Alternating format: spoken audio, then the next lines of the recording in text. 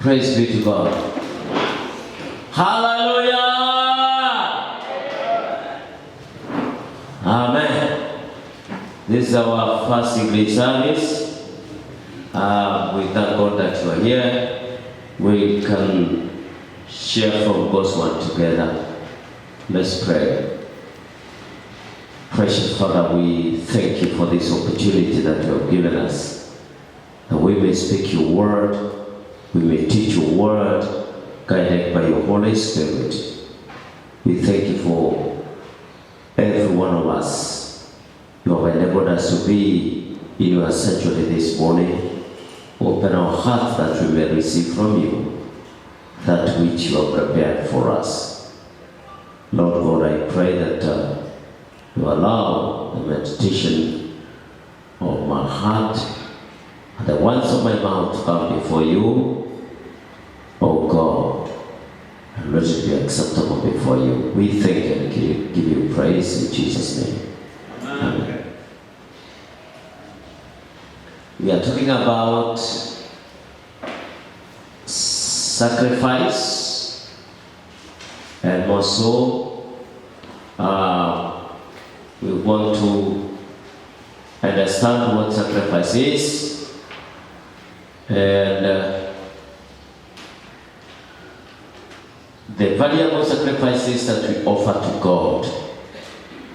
So our topic today is about valuable sacrifices that we offer to God.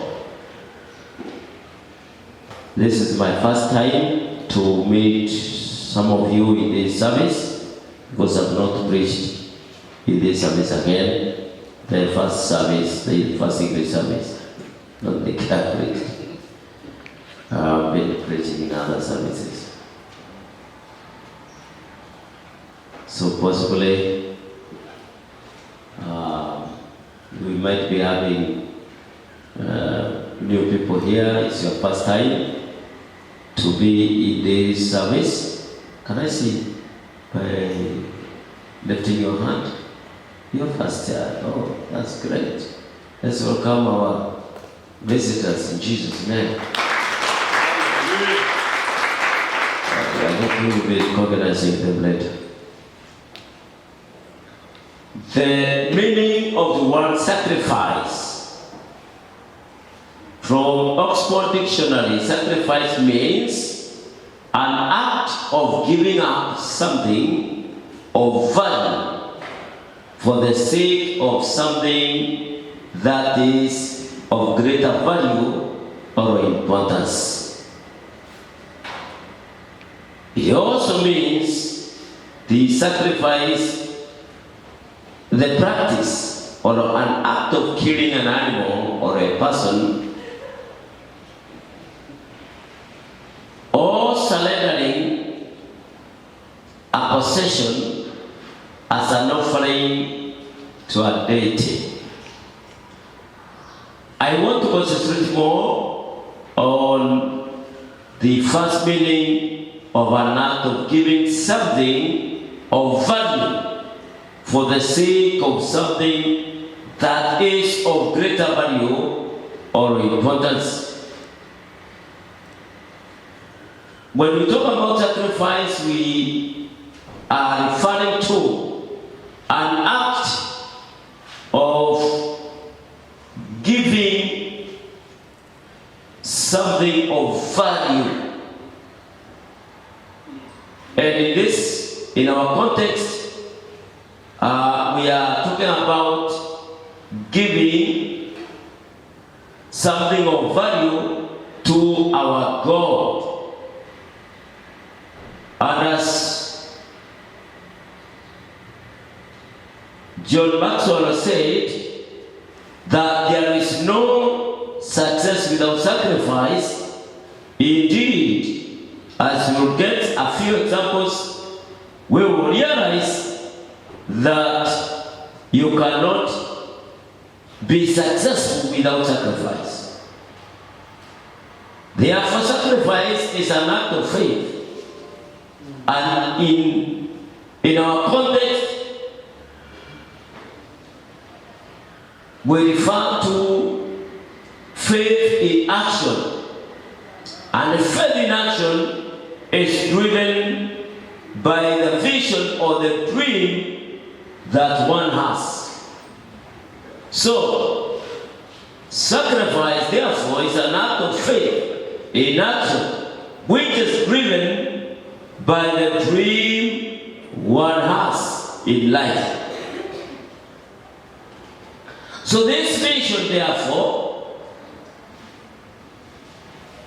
activates, or rather, forces you to take an action of faith.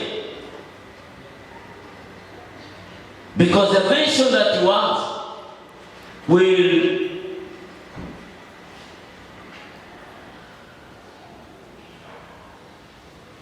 activate your heart to take action. Because you have the vision. You have a dream that you want to achieve. And therefore, your heart will be moved to take action towards what you want to achieve in life. Sacrifice is also voluntary, and it comes from the deepest part of one's heart. So it's good to allow the Spirit of God to open your inner eyes to see what you want to achieve in life, so that you sacrifice your life to see to it that you actualize your vision in life. I want to give you examples of those people that have indeed sacrificed through the Bible, and we can see the results of their sacrifices. I've been teaching about Nehemiah, and I have not really left the subject on Nehemiah. And Nehemiah is one of the servants of God that sacrificed so much in his life.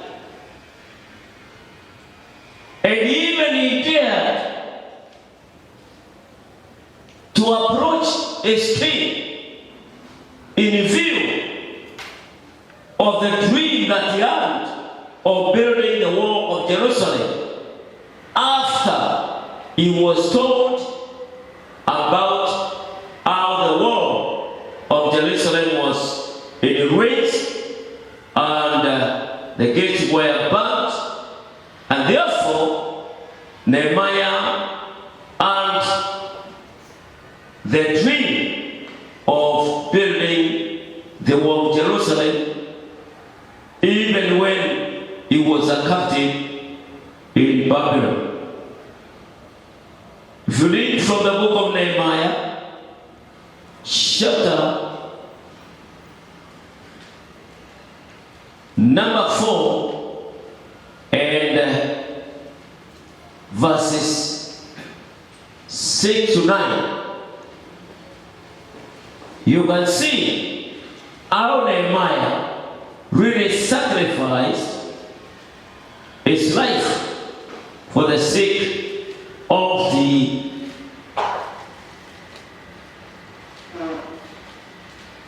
children of Israel and the ministry of the Word of God.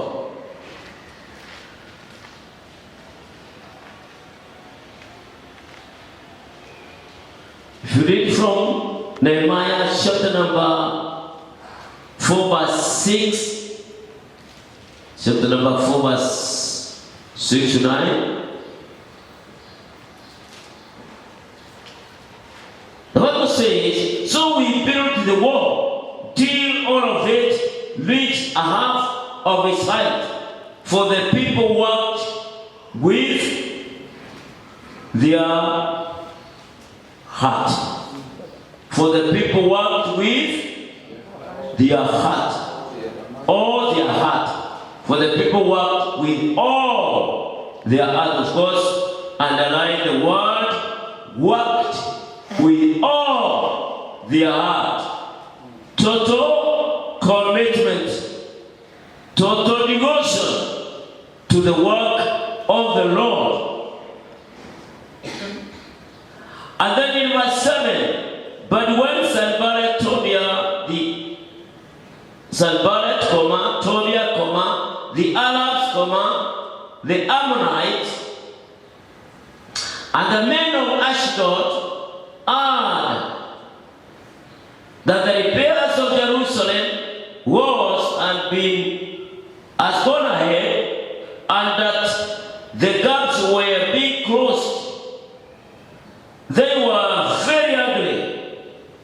They all plotted together to come and fight against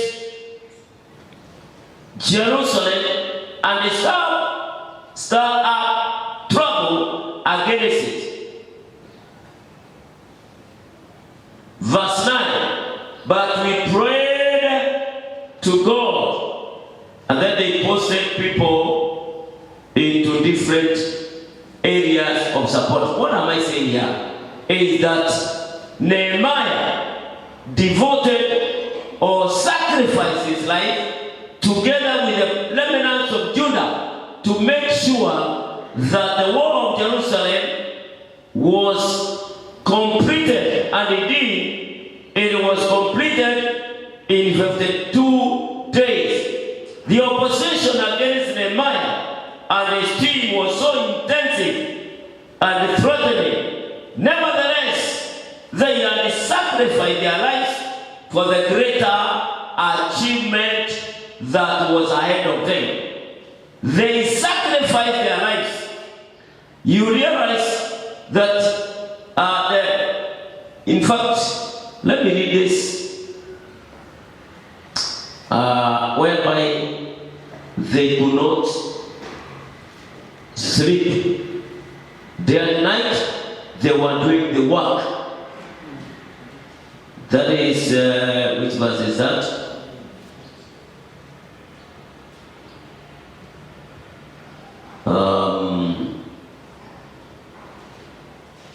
Let me give you where they really worked day and night.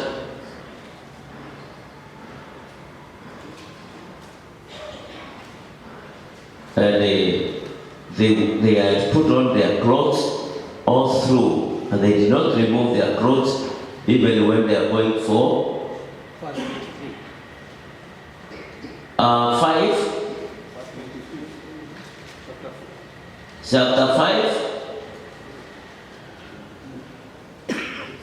chapter 4:23. Okay, we read verse 21 of Nehemiah chapter 4, verse 21. So we continued the work with the half men holding spears and the first light of dawn till the stars came out. Is it that sacrifice?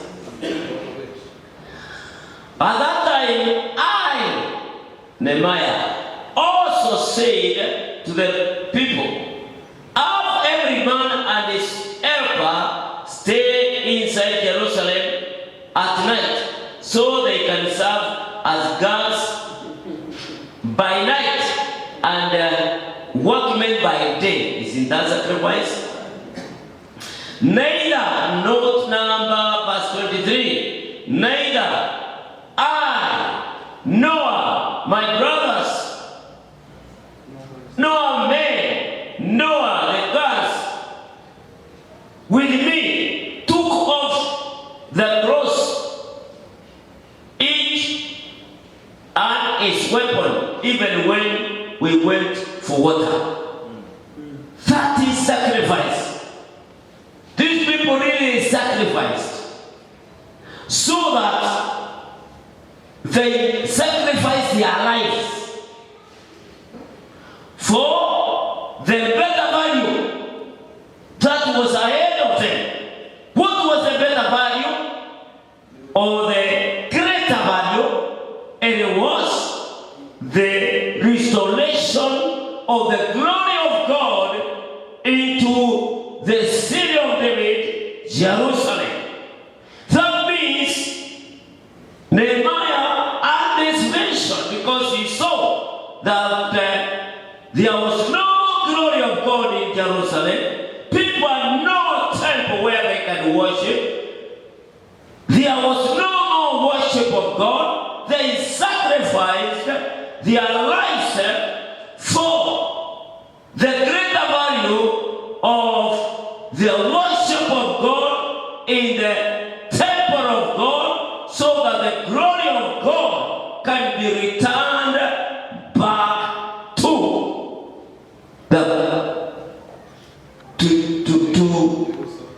Jerusalem, and the glory of God could be made manifest in Israel, the people of God.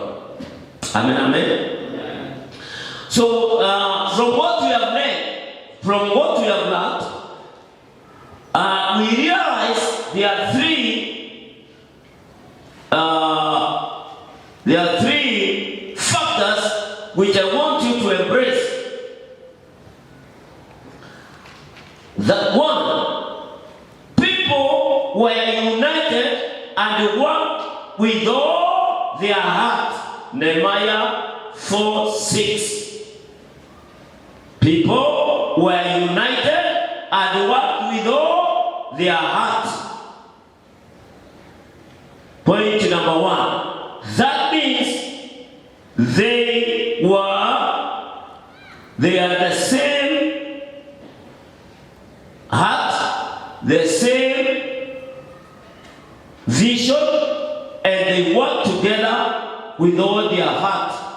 Unity is of paramount importance for the success of a community of people of God. Or in any sector, unity is so important. Then number two, they had agreed from the very beginning, from Nehemiah chapter 2, verse 18, when Nehemiah shared with them about the building of the Jerusalem wall, they all agreed. And what did they say in Nehemiah 2:18? They said, "Let us arise." And they strengthened their hands for this good work. That means they all agreed.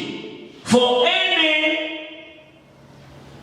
society or community of people to succeed, agreement is very important, I think. And I remember in this church I taught about the power of agreement. The power of agreement. Number two, anything that you want to do as a community, as a family, as a people of God, you must agree together. Why? Because the Bible records that where two or three are gathered in the name of the Lord, gathered in agreement, gathered together in one vision, the Bible says Jesus is also there with them. And then what is very interesting is what Jesus says in Matthew chapter 18, verse 18 and 19 up to 20. He says that whatever you bind here on earth will be bound, and whatever you loose here on earth will be loosed also in heaven. Whatever you bind here on earth will be bound in heaven. Whatever you loose here on earth will be loosed in heaven. And then verse 19 says, whatever two of you agree on touching anything, two of you agree on anything, two of you, could be husband and wife, could be, whatever of you agree on touching anything, the Lord God will release it to you. So God honors the act of agreement so much. There is power in agreement.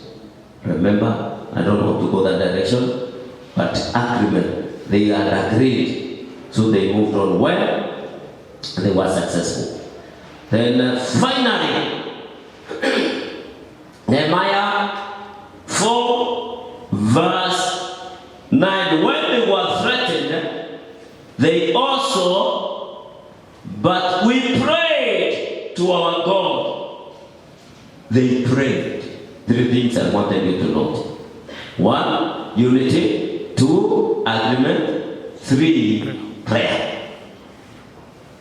When I was trying to go through the book of Nehemiah, I realized, in all simplicity, the 3 work so well in our society today, in our community today, in our families today. Unity, agreement, and prayer. Amen? Now I want to give you other examples. When we talk about sacrifice, the first person we begin with in the New Testament is Jesus Christ. Jesus Christ himself sacrificed his own life for the sake of humanity.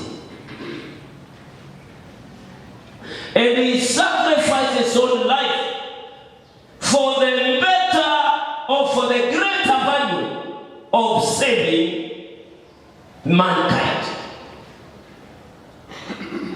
Jesus Christ was slain for the purposes of the redemption of mankind from its sinful nature. The sacrifice of Jesus cannot be equaled or cannot be equated to anything else, because he sacrificed his own personal life. Remember this, Jesus Christ was not forced to sacrifice his life. He voluntarily gave his life. And when you read the scripture, the Bible talks about Jesus giving his life as an ransom for the forgiveness of our sins. Amen, amen. It was not forced. Sacrifice is voluntary. Nehemiah was not forced, it was voluntary.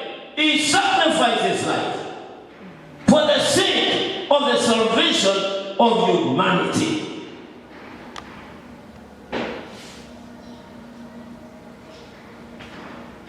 And that's why we say, from the book of Revelation, chapter number 5 verse 9, that he is the Lamb that was slain, and his blood purchased people of all languages, of all tribes, and of all nations. Revelation chapter 5 verse 9. He was the only one who could qualify to open the seals.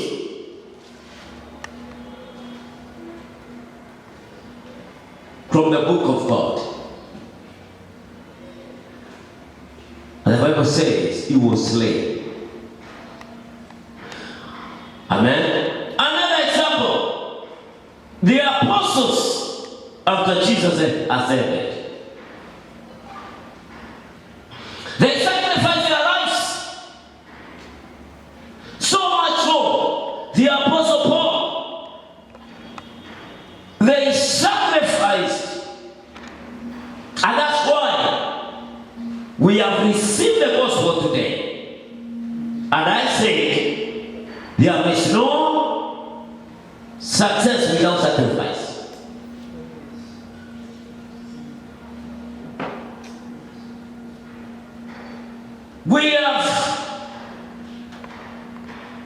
We are where we are today because of the sacrifices of people. Even in the church today, there is a lot that people have sacrificed.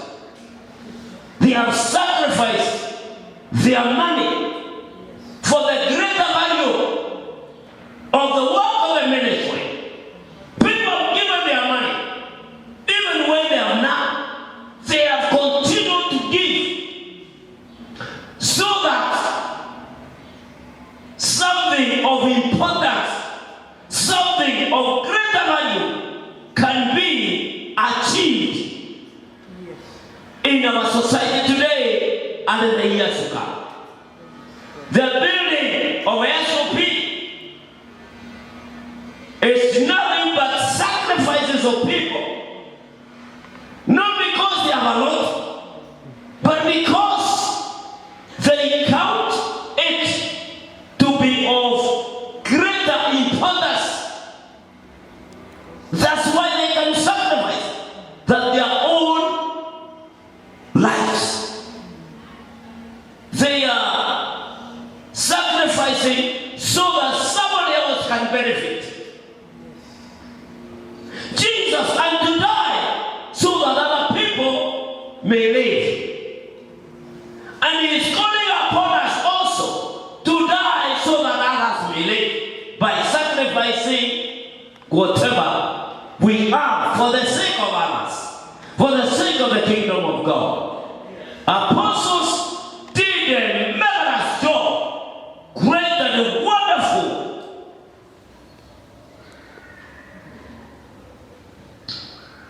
Ministry that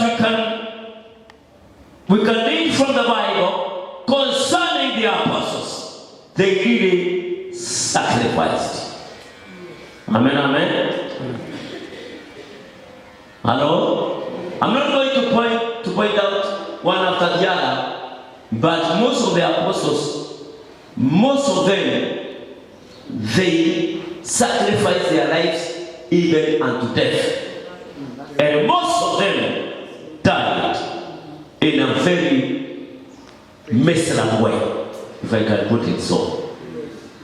Most of them, for the sake of the gospel. For the sake of the gospel, so that today we can really stand here and say that we are living as a testimony of what the apostles went through. Because through their suffering, today we have the gospel. Through Jesus Christ's suffering, we have the gospel. Amen, amen. Move very quickly. Another person that we want to see in the Bible about sacrificing his life and whatever he had is Abraham. I know the story of Abraham is well known by many people. I don't want to really dwell on it so much. But Abraham, really, when you look at it deeply, from the book of Genesis 22, verse 15, 18, where he sacrificed his only son Isaac, he also sacrificed, really, what was his own, so precious, as, because he didn't have another son. And Jehovah sacrifices the only son, Jesus Christ. So Abraham also did it, and he did it willfully for you. But you time he sacrificed Isaac. True or not true? Was it really a sacrifice really? Okay. Now another person I want us to see on this context of sacrifice is a woman. Who is this woman? Can you guess? This woman is called Esther. Let's read from the book of Esther. The book of Esther. Where is Esther? Closer to Nehemiah. Hapa tu, closer to Nehemiah.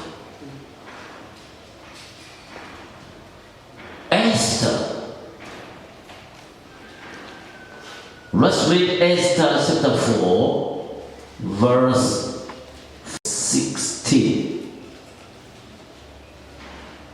Esther chapter 4, verse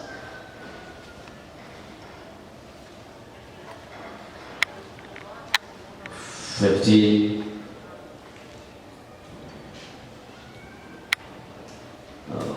I went to Esther. Yeah, can somebody read for us what if you have gotten it?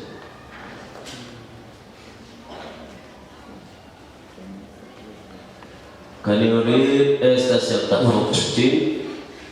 4:15 Yes. says, Then Esther bade them return Mordecai this answer. This is King James. Go, gather together all the Jews that are present in Shushan, and fast ye for me, and neither eat nor drink 3 days, night or day. I also and my maidens will fast likewise. And so will I go unto the king, which is not according to the law. And if I perish, I perish. Amen. Now Esther comes to a position whereby she had to decide to sacrifice her life.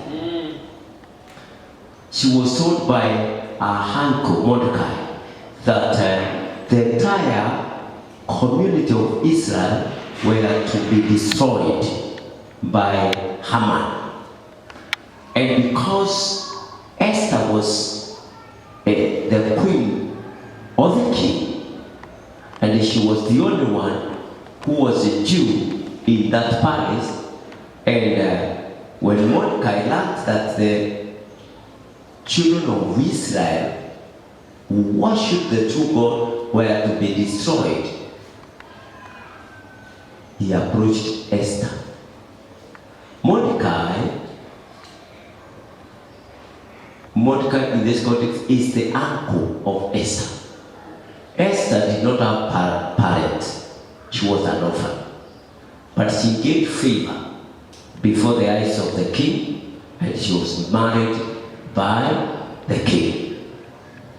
But this time, they were under the captivity. And therefore, Mordecai, when he knew what Haman was doing, Haman was a leader of course, he was the right hand of the king.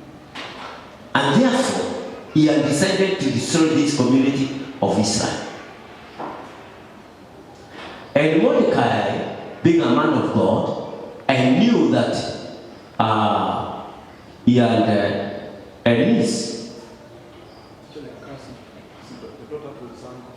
Yeah, in the palace, because Mordecai was the uncle of Esther.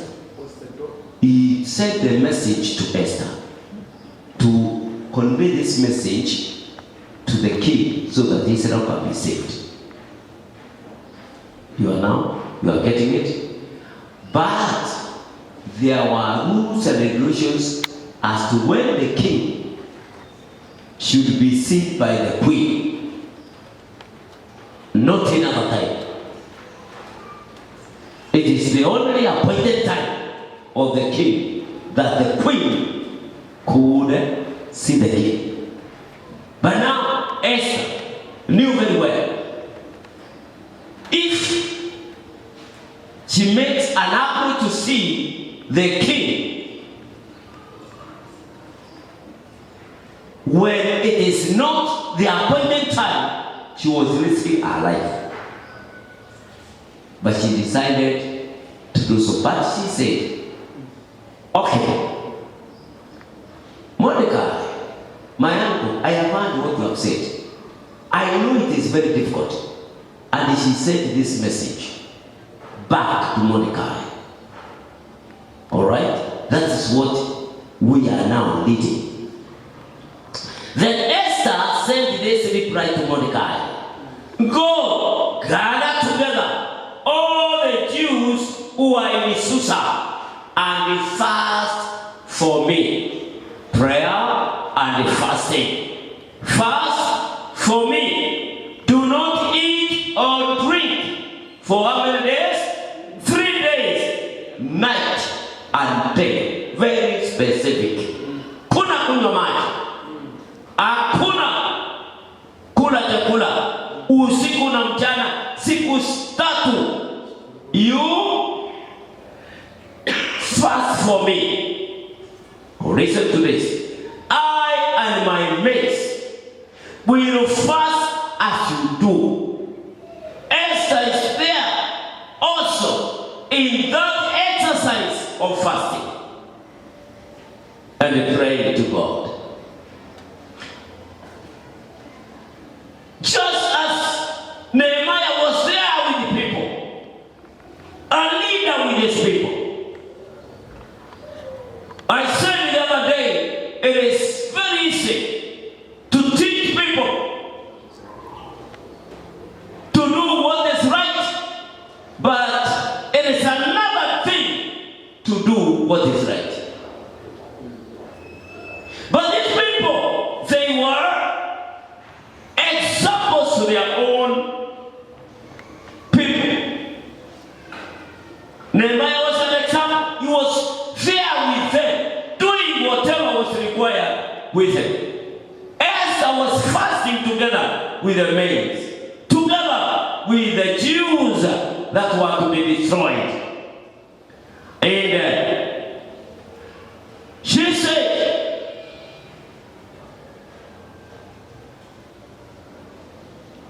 when this is done, what is done? When the fasting is done for 3 days, 3 nights, and 3 days without taking any meal or drinking anything. When this is done, I will go to the king, even though it is against the law.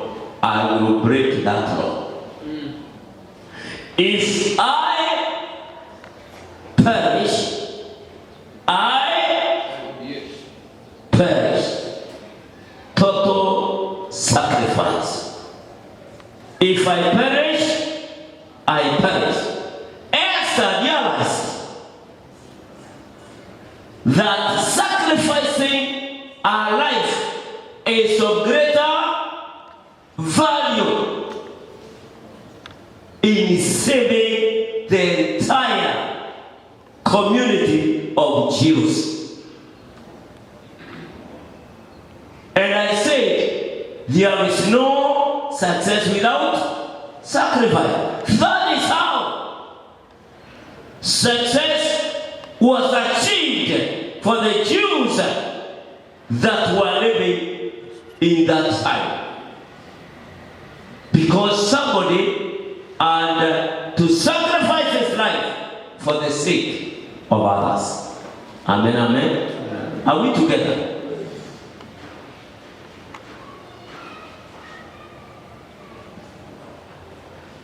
There is a sacrifice for us to have success.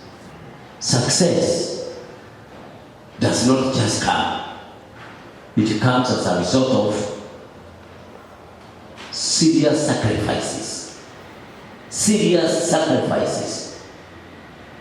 And of course, total commitment to what you believe in.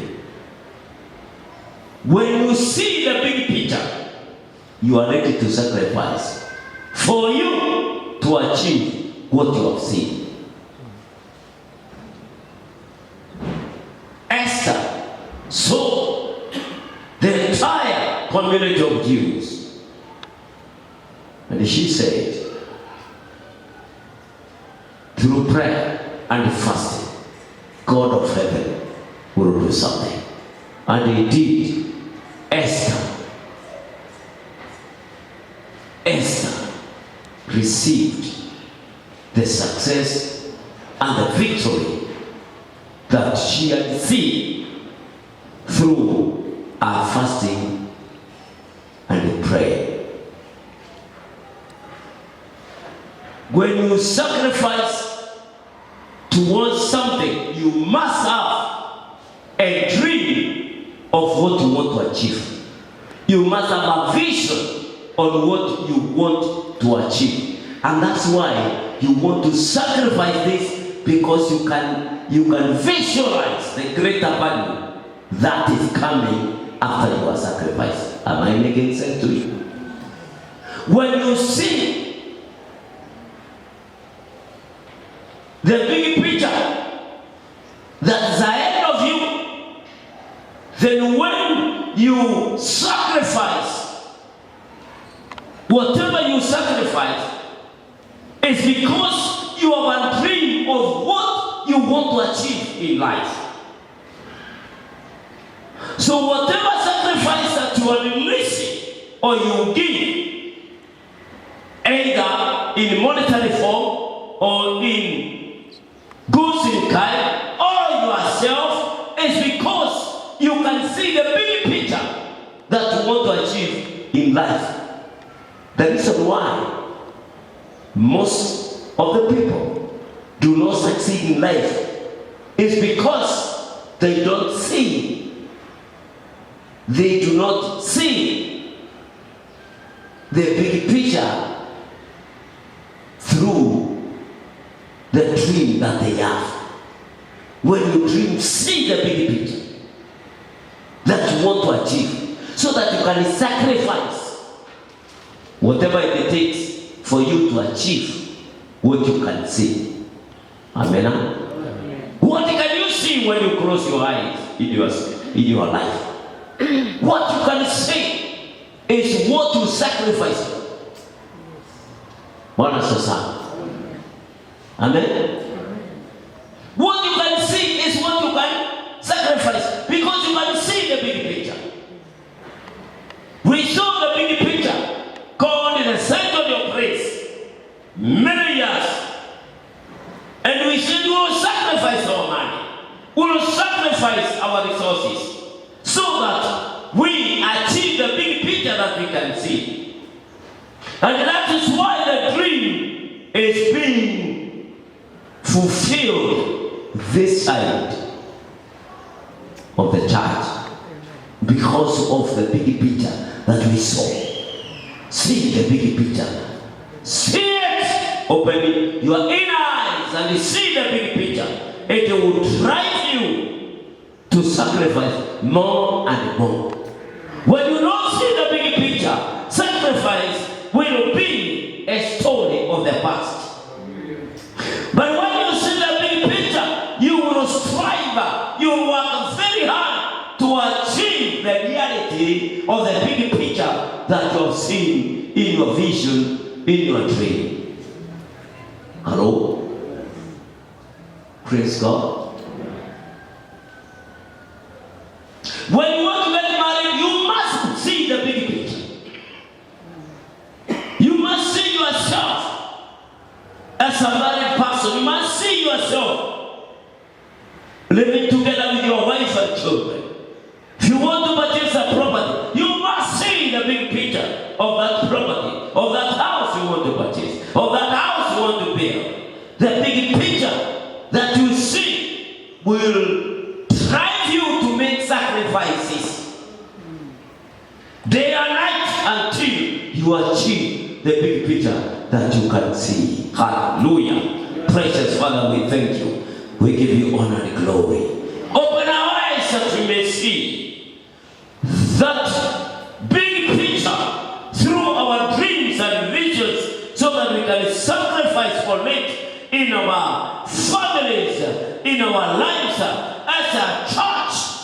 It is our prayer that we may see the big picture. We may see, oh yes, great multitude of people from different aspects of life coming to the sanctuary to worship the Lord. The big sanctuary that we are raising up for you. Lord, may you open our eyes that we may see it as a reality. In the name of the Father, and of the Son, and of the Holy Spirit we pray.